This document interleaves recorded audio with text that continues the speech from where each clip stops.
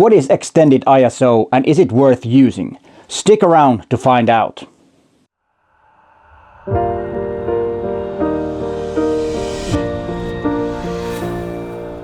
Hi there, I'm Peter Forsgard, an Olympus visionary from Helsinki, Finland.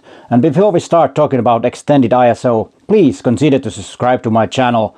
My channel is all about you getting to be a better photographer, and hit that bell also so you get notified when there is a new video online. I post videos twice a week on Tuesdays and on Fridays. Okay, let's dive into the extended ISO. First, I will explain what extended ISO is. Most Olympus cameras have native ISO from 200 to 6400. Some Olympus cameras have from 200 to 5000. It depends. The older ones have all the way up to 5000 and the new ones to 6400. And then there are extended ISOs. There is a low ISO, which I'm going to talk more about in this video. And then there are the higher ISO values that are also extended.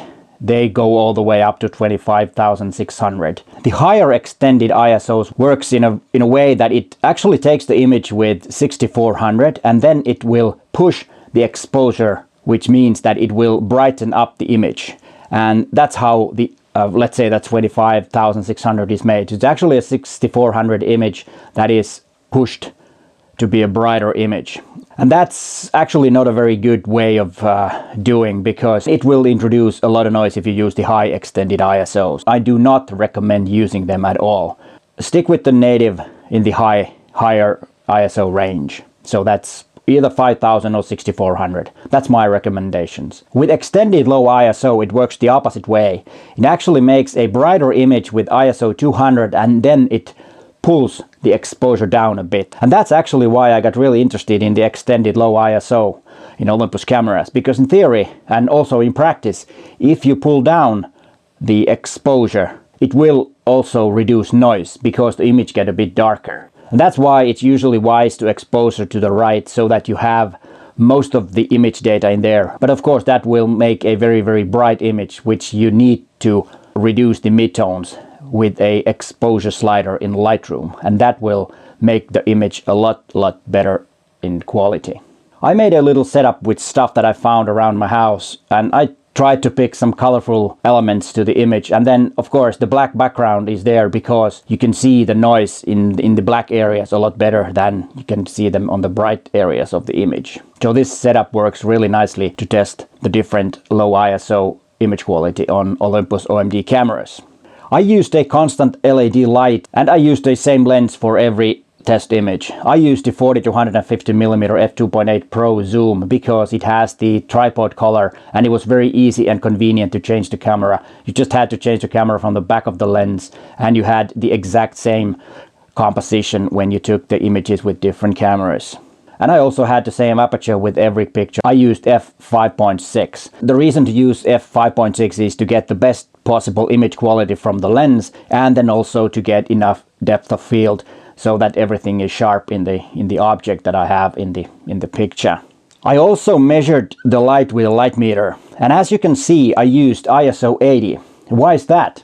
That's because the actual ISO of Olympus ISO 200 is measured to be around 80, and these values can be found in the DxOMark website, which measures the quality of different lenses with different cameras. I will put a link to the description of this video so you can find out yourself how the ISO works in Olympus cameras. In everyday photographing, it doesn't matter if the ISO is ISO 80, but if you use studio flashes and want to measure the light with a light meter, then it's important to understand that it's not ISO 200, but it's ISO 80.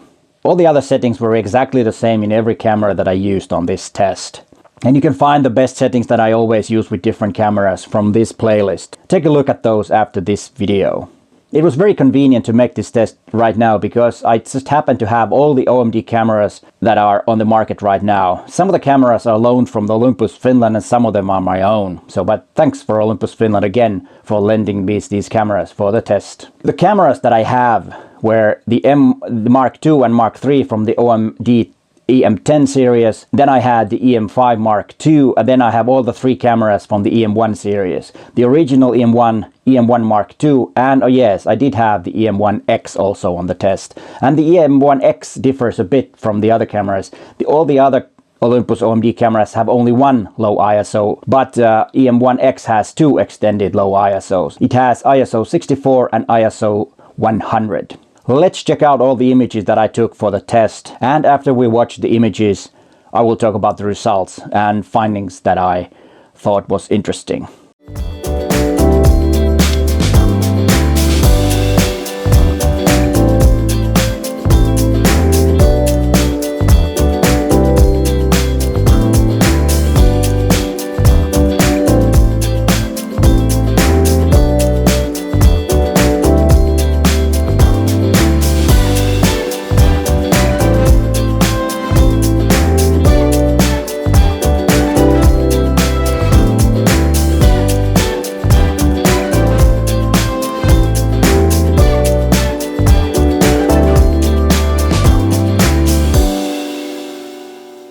The differences are not very big, but it seems that the low ISO has a little less noise than the ISO 200, and that was actually expected, as that what usually happens when you pull down the exposure a bit. It will have less noise. The images taken with extended low ISOs were a little bit more contrasty. Now that was also actually expected, because when you pull down the exposure it will darken the dark areas a bit. But as you'll probably notice, it's very hard to tell the difference between the different images in a YouTube video because of the YouTube compression. And that's why I will post a link in the description of this video. There are instructions how you can get those images and look for yourself. So don't take my word. Go down to the description and click the link and go and download the images so that you can make up your own mind and decide for yourself. And have you ever used extended low ISO yourself? Please let me and the viewers know in the comments, and what are your thoughts about the low ISO? Is it worth using?